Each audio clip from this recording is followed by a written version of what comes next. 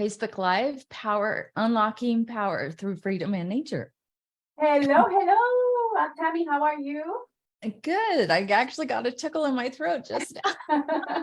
And we are as genuine as it can be. So exactly. And this is my friend Adriana. we're so excited to have her. Welcome, welcome, Adriana. Thank you. Thank you so much for having me here on your wonderful show. I've been listening to it, and boy, you guys do a really awesome job.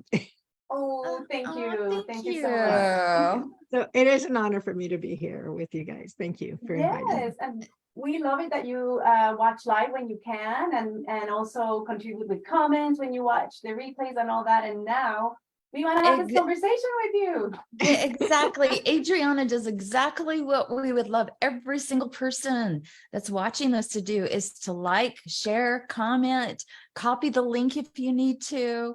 But we love having you here. So thanks for being here.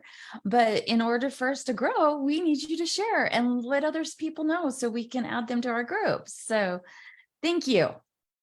No, and Adriana, let's start by tell us a little bit about yourself. Okay, well, I am a consultant and coach. In fact, I've been known as the Brain Science Coach, and that's because I use neuroscience techniques and tools and methodologies to help people make their brain work for them and not against them. And I know that catches some people by surprise when I say something like that. But the fact is that the brain, when it's untrained, it does work against you. And it's amazing. We don't really see it coming. But if you've ever been in that situation, it's like, why did I just do that? Yes. Or else if you're Homer Simpson, you go like, oh. Or my brain always working against me. It seems like, you go outside and it's like, what was I coming out here for? Yes. Well, and it is what I'm referring to is the patterns that we have built. And it's similar to just building bad habits, and they're just there and they become so automatic, and you're not even consciously aware of that. And the tools that I use, it's a series of assessments that that measure different things, but the basic one measures your behaviors, and it identifies how you do what you do, so you become a lot more aware and conscious of how you handle things like problems and challenges, or how you handle pace and consistency, or people and contacts. And then also in the other spectrum, it's policies and constraints. So how you deal with those kinds of situations. And it's very revealing because it identifies blind spots that we have, and we all have blind spots. It's natural, it's human nature. The same thing with biases. We all have biases, and there's like hundreds of them that have been identified. However, what we want to do as humans, and in order to be free and fully empowered and be in the driver's seat of our own destination, we want to be able to understand what are our biases in blind spots, so that we can make better decisions as we are going through life. And so that is one of the key things. The other part that it measures is our driving forces. So what compels us to do something? And these driving forces are like your motivators. What sometimes you can say, well, what possessed me to do this? But it that stems from from generations, and even from childhood patterning, and emotions that you have built that stay with you, and those are the things that are behind it. So when you understand that, it is so freeing. You become so free that, and I know because I've experienced it myself, and it's like, that's why I always have this tendency, or that's why. And that's, you see, your brain is always trying to figure things out, make sense of the world.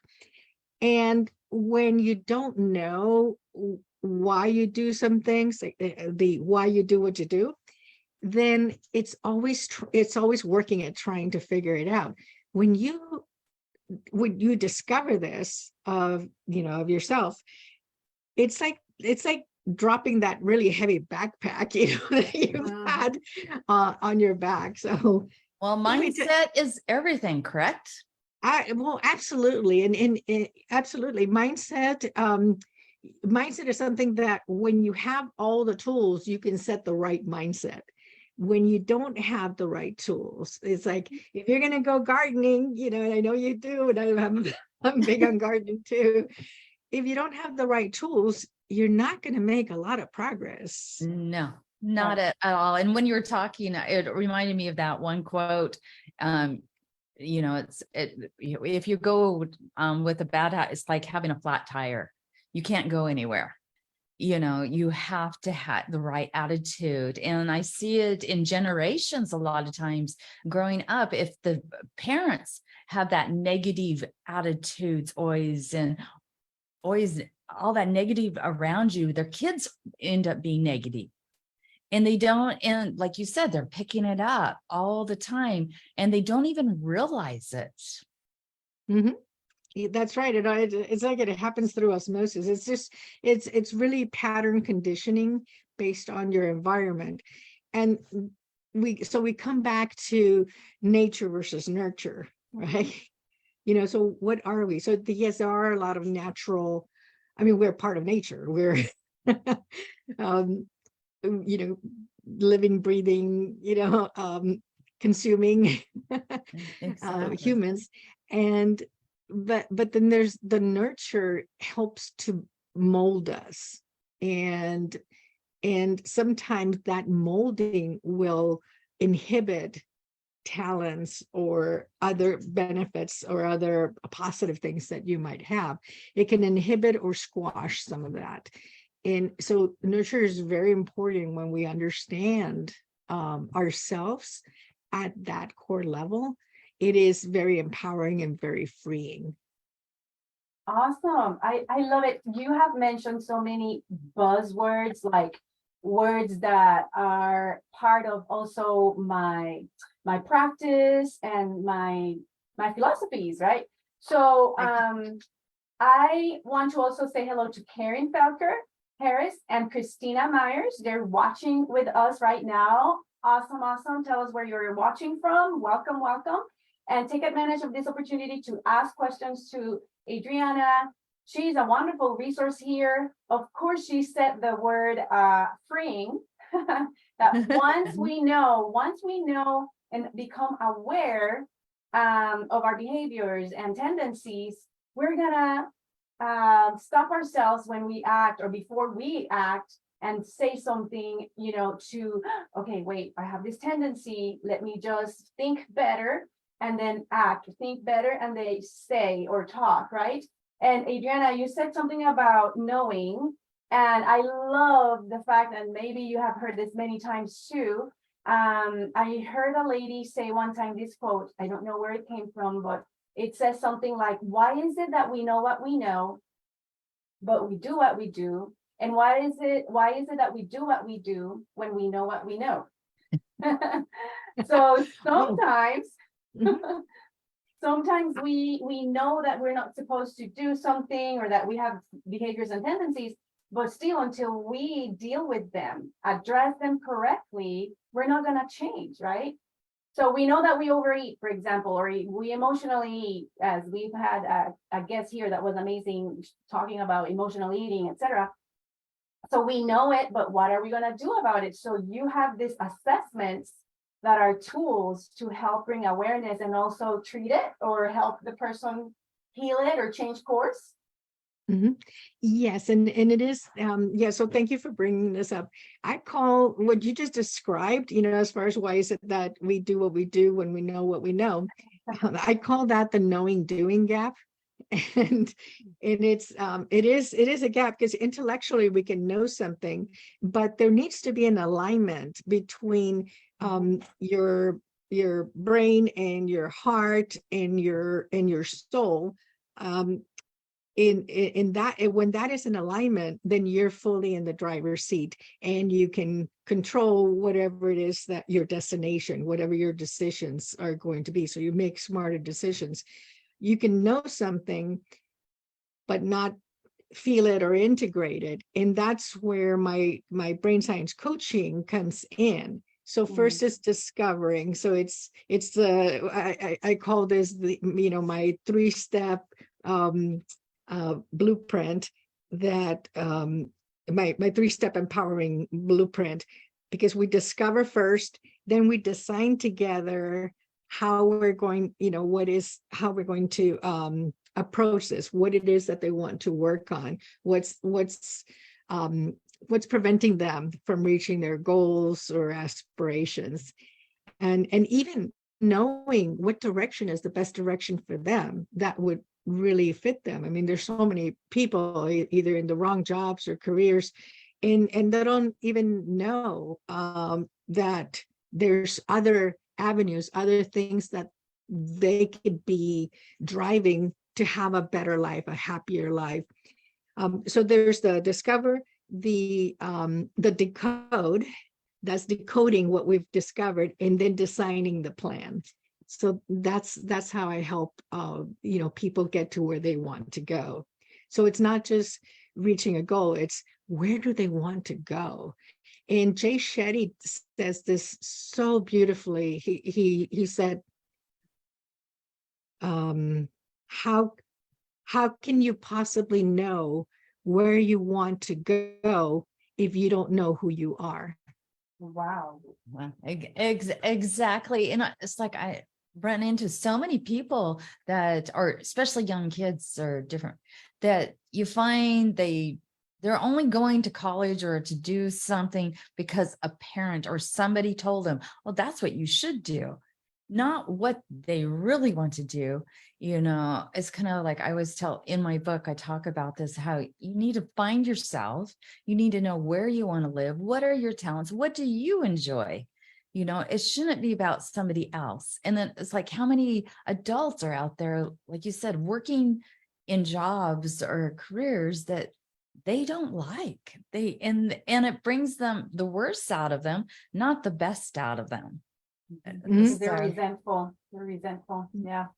Yes, absolutely. Now, interestingly, when you mentioned, yes, younger people, early in their career, pre-career stages, and it is even more challenging for them to not know, not because they're young, it's because there is so much more infiltration in our brains, at especially at those stages. Remember, these are digital natives, and the world has totally opened and bombarded them, bombarded their brains. So it's so diluted from attention and figuring, looking inside when they're, trying to drink, from the ocean.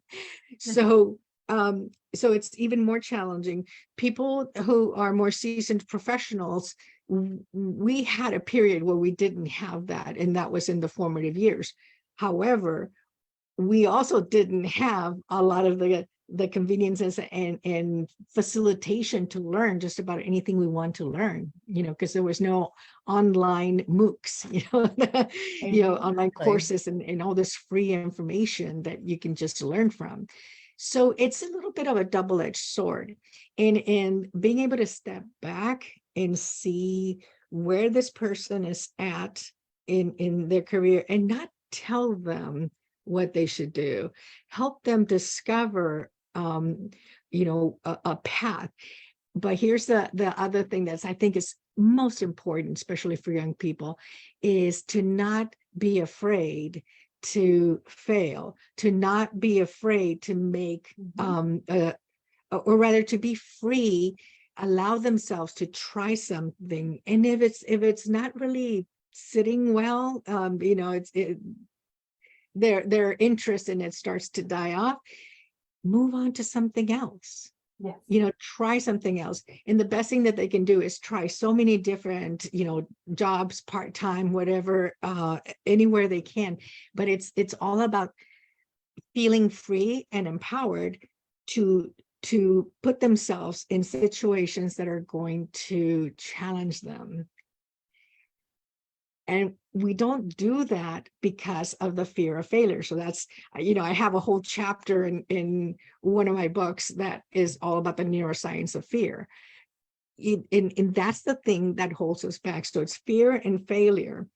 But think about the fear of being wrong. We fear that so much so that a lot of people just go through such extents to not be wrong. And it's not always ego. I mean, there are situations when it's ego that keeps you from admitting that you might not be right. But it really is a fear of wrong. Now, where do you think that came from? I want to say upbringing. From upbringing, probably, Y- or that- well- media, or from school, just different places, because like you might have got made fun of in school for asking a question. So many people are afraid to ask questions even. Yes.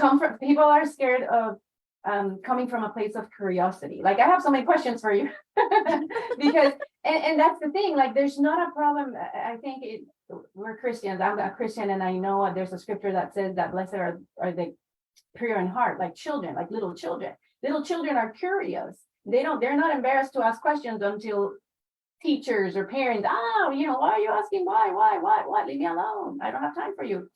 And that's who I am. I was mocked many times in coaching programs and things like that. Like, I am the one raising the hand for a question because I want to learn. I come from a place of curiosity. And when I don't, I will, people will get, when people don't in general, people tend to assume, or like ego, show up as arrogant, like they know more and the best. And I'm guilty of this too many times. Coming from a place of curiosity is just so much better in many circumstances. And yes, and that's when you're really free, when you can allow yourself to come from curiosity. But to one of the biggest imprints, I guess, programming that we had was through school. Because in school, if you notice all the way through school, what are we measured on? Whether we got the answers right. And getting the answers right is rewarded, whereas getting the answers wrong is not. So there's this subtle imprinting and programming that is happening in our brains that says we feel bad if we get it wrong. So so as humans, we don't want to feel bad. So if we're not confident that we have it right, or we are confident in ourselves to be curious and be okay to be wrong. Yes. Then we stop asking, we hold ourselves back. This is where your brain is working against you because of that programming. And it happens all the way through the entire education. At work, there's the performance evaluations. Are you doing well? Are you performing, or are you not? We are always measured on something, and we attach too much value to that. So we have to reprogram all of that. And that's what I help my clients do, so that they can get to that point. It's great for some that, you have it as a natural thing. Others come from it as a defiance, so I was more defiant. It's like, I don't care if I'm wrong. Like, yeah, I'm going to challenge it, And is that okay, Adriana? Is that is acceptable or good? That is also really good, because those are typically people who are innovators and inventors. They don't care. There's not, the ego is not there for that. They're on a mission to get to something, to get to the truth, or to get to that next step that you need to uncover and really understand. And What's that comes funny with is challenging an idea, right? Challenging an opinion, an Yes. idea. Okay. Yeah. last my week gosh. I was talking to one of my students about this exact same thing, because that's what she was having problems with at school, was, and she's 17, but it's like, what if I fail, so on tests, and I'm like, hey, I'm one of those, if I don't like the subject, I could study my heart out and freeze when it came to the test. But if I love it, it's 100% all the way. It's just like, what do we, and then, other people that can go and take that test without studying and they get a perfect A. And I hate how it measures us, because just because you fail a test doesn't mean you don't know it. Well, So, that is absolutely true. And I'll um, just because a test tests you on some things doesn't mean that if you get it wrong, that defines you. And it does not define you. It just means that's not a subject I really care about. And because you cannot force yourself or anyone else to love something, but what you can do is help program them so that they get a different perspective on it. Mhm. And when they get that different perspective, now it doesn't attack them internally. That fear is not eating at them. It's more like, okay, it's not the end of the world.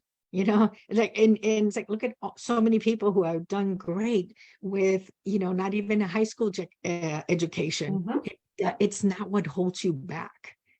yeah. So you have a wonderful tip. I would like you to mention that tip. I was going to actually even paste that in our comments here. So Especially for those patterns, self-sabotaging patterns is- that you say. Yeah. your tip on, it's one of the Oh, 6 defining rules that when adopted, you free yourself from the negative impact of failure. And your tip is, failures don't define you, but not ever trying does. Absolutely. Absolutely. So yes, it's like, I failed so many times, and I even go as far as saying I love being wrong on something, because only when I am does it convince me that, oh, I learned something new. I now added something more that I didn't have before. And so looking at it from that perspective, it's a win. Failure is, in fact, you know what? The biggest failure that anyone can have is not knowing themselves. wow. That's the only failure that counts, not knowing yourself. And it is true, especially in professional worlds, which is where this has been measured, by the way. About 93 to 95% of the people that say they know themselves really don't. And it comes back down to that knowing doing gap.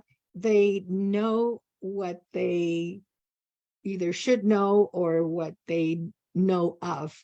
They know what their preferences are. They know they prefer pizza versus spaghetti, or what their movies are, genres, music, anything else, the places to go. But that's not what I'm talking about. It's not about preferences. It's about knowing how you work internally, knowing what makes you tick. And that's where the vast majority of people don't really know. I mean, because it takes time to really do that internal work, and it can actually get really messy, as well, especially if there was any let's say childhood trauma or other life-changing events that will set you back. But when you deal with them, you are totally free from them if they have been addressed. Otherwise, that's like just sweeping the dirt under the carpet, and before you know it, you have a big lump on your carpet that is going to trip you, and you'll fall flat on your face because it's there. which So then it- definitely gives you freedom Yes. Oh, to yeah. unlock it, right, Lori? Yes, absolutely. And nature plays an important part of that too, I'm sure. Adriana, so I know when when Tammy earlier said something about a tip, I was gonna ask you for a tip about this, like self-sabotaging, and these patterns and conscious and subconscious. And of course, when you mentioned the subconscious and consciousness, I work as a clinical hypnosis practitioner, and this is the work I do. And I love to help people free themselves from those patterns too. And so you mentioned something about alignment between brain, heart, and soul, and that means that means we're finally fully in the driver's seat. So, what is a tip you can give our audience, which there's a lot of entrepreneurs, business owners, about that alignment? Like, what is it? When do you know that you start going on that path, or what can you do to begin that journey? Mhm.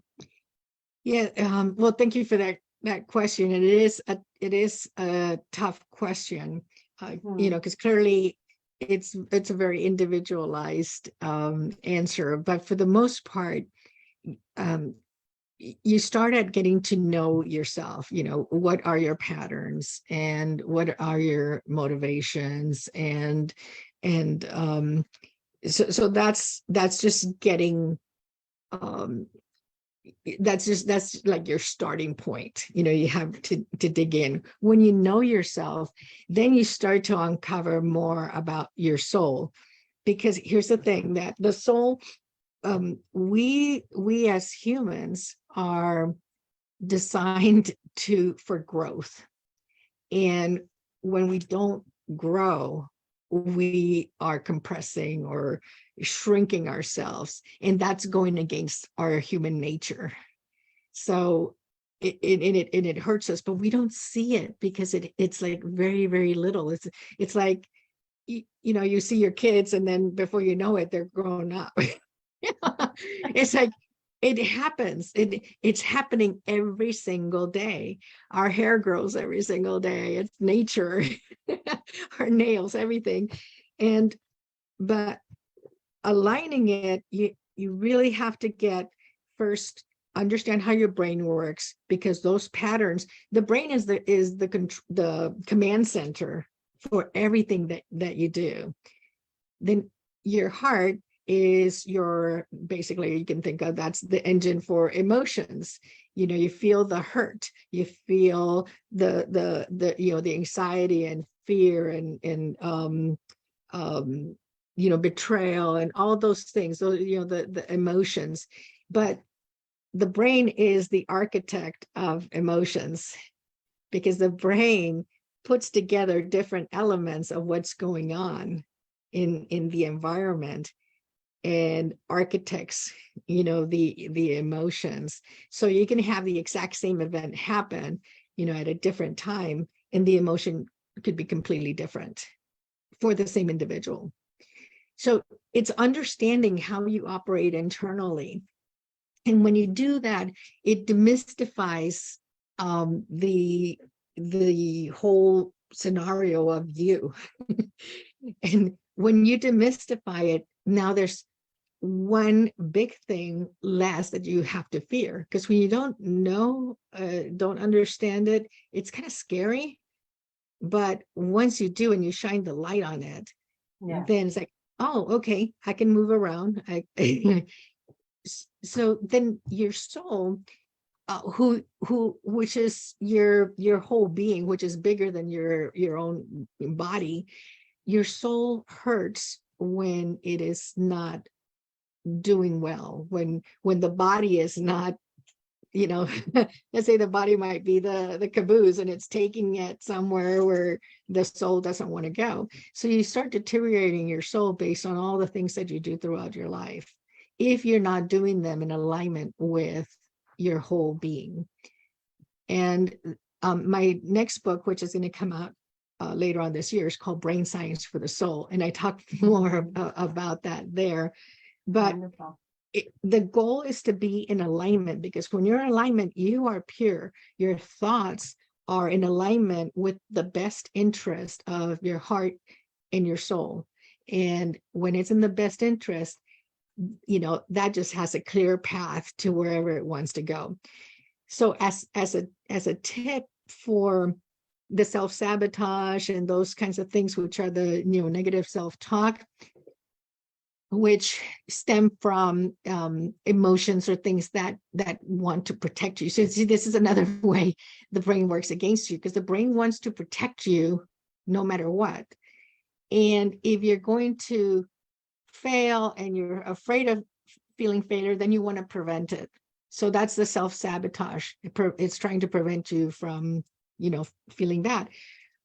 If you're in the driver's seat of your vehicle, then you can have those emotions, like visualize them and having them in the passenger seat. You have to acknowledge them, that they're there. So it's that negative self-talk. Okay, I hear you. Thank you. But I'm going to go this way. And that's when you're in the driver's seat. Most of the times we're in the passenger seat of our own car. And it's our emotions and all the negative patterns that are driving us. And it's driving us to who knows where. Depending on how much dysfunctional thinking we have accumulated. Do you think, Adriana, that sometimes they're not driving us anywhere? We're parked. We're not even moving. That's true. That is, yes, thank you for adding that. So what do you do for like a stress relief or to help get out of this situation, to like change? It is that part. Thanks for bringing that up. Stress is something that is so incredibly hard to get out of. Why? Because we live in a VUCA world. VUCA is an acronym that stands for volatility, uncertainty, complexity, and ambiguity. And we're constantly trying, everything is changing so fast, and the brain is extremely powerful, but the brain is its main function is to predict. It's a predictor. It predicts based on patterns around us. Now, if those like you said, wants to protect. Yes. And if there's no patterns that we can see, unless we're really able to step out, like I track trends, it's extremely difficult to get grounded on what's going on and what to predict and how to behave. And that creates anxiety. Anxiety it feeds fear. Anxiety is the seedling of fear. So now we live in this perpetual anxious and fear because we don't, the brain frustrates. So it's even more important to get really grounded and aligned so that you can step back and see the big picture and see, like, okay, this is going on here, this is going on there, and like I think that this is my best, but make a command decision in the driver's seat, not in the passenger seat. And that's the only way we can dodge, we can dodge, parry, and attack when we need to. And it's so beautiful to live in that state, because nothing can hurt you, because you know that your soul is strong, your heart is strong, and you know where you're going. Oh my goodness, I love that. It just feels like everybody's been saying, freeing when you live in that state. I mean, we have examples of heroes and leaders out there in history that, despite the opposition, adversity, they train that mind. I mean, athletes, they train their mind to beat the odds and to fail forward. John C. Maxwell. So I'm looking forward to learn more about your book, that you have a chapter on failing and oh, there you go. 11 ways to improve your human condition. That's amazing. Exactly. Thank you. Yes. Kathy has it right there. So, oh my goodness. So this is so great. Once we master, we're the masters of our souls, because everything is in harmony and aligned. Our brain, our heart, our soul, that is when we are going to be empowered, to be free and live our purpose. I want to say hello to Aki. I want to say hello to Catherine. They're watching, and also Mr. Daryl Crawford. They're here watching with us. Thank you, thank you. And anybody else that Facebook's not showing me, welcome. We love to have you here. Sharing is caring, like Tammy says. So share this. We are so happy to say hello to you, to bring to you this amazing source and resource like Adriana. And I don't know, Tammy, should I propose something here? Like, I feel like we should have discussed this backstage, but I feel like it's okay to be open right here. You know, we're open and I'm willing to do whatever, right? I want to I invite. trust you. Okay. And I trust Okay. Adriana. So Let's see what happens after this. You're gonna trust me from here on. No, so I want to know if number one, Adriana would like to come back.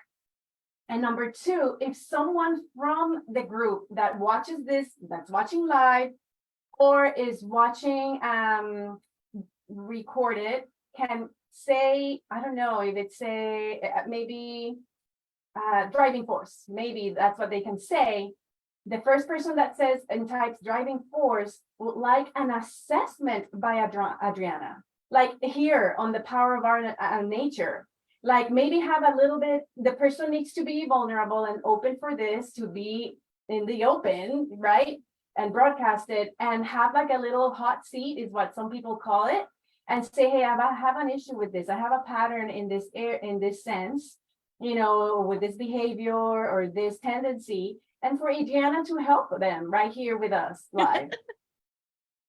Do a hot seat brain science coaching session.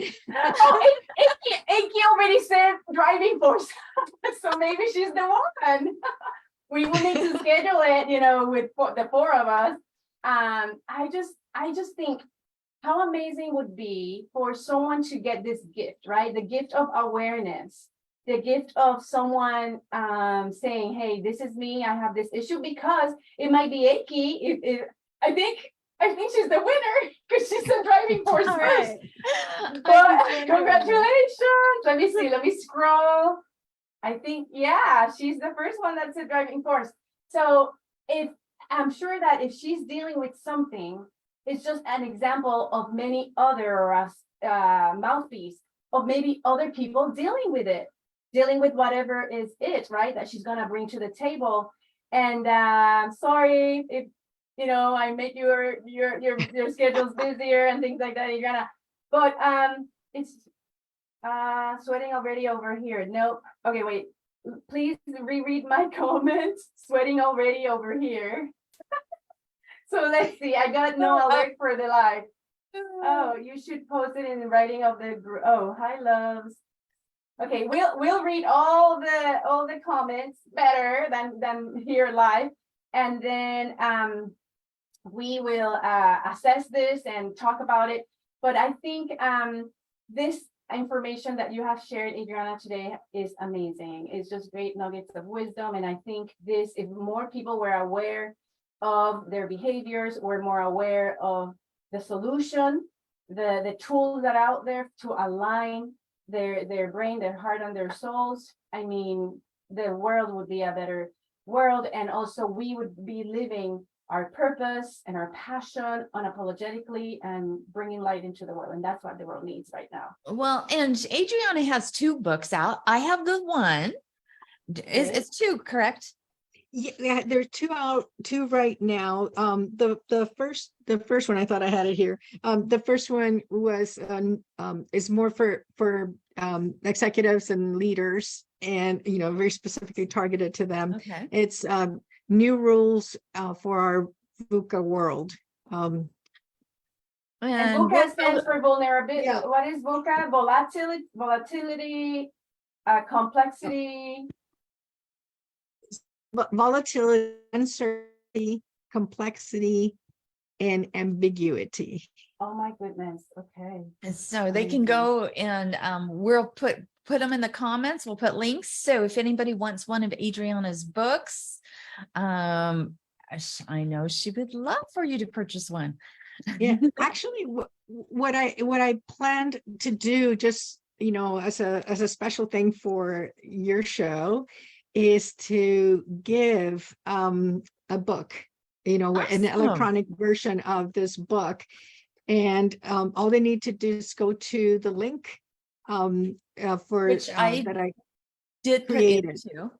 Okay, yes, it's improveyourhumancondition.com/B2G. So it's B, the number 2 in G. Yeah. Yeah. So And I did put it in the comments, and I'll perfect. put it there again. Yes. So I committed her to an extra gift, guys. She's already ready to give a gift, and now I committed her to another gift. Yeah, that's a special. That would be a one-on-one. It'll be a coaching demo. Yeah, That that's I can more do. what it will be, and it won't be for a good month because we're scheduled out. So Mhm. This is And awesome. so yes, I would like to just be able to connect directly with the winner, and you can prepare for that. Yay. Awesome, That's good. awesome. And thank you so much for being here, Adriana. Tammy, you bring so many amazing friends and resources for this group. Thank you so much. Well, you're very welcome. It's been my pleasure, and what a great way to start the day. So, well, thank you. Yeah, we've had some amazing guests. And of course, today we have another amazing guest. So it's been wonderful. Again, like and share. We try to put it out there. Sometimes it doesn't always work. So, and you're welcome to always share. So thanks again, Adriana, for being here. We love you. Love you, Lori. Hope everyone has a great week. Bye. Bye-bye. Bye-bye.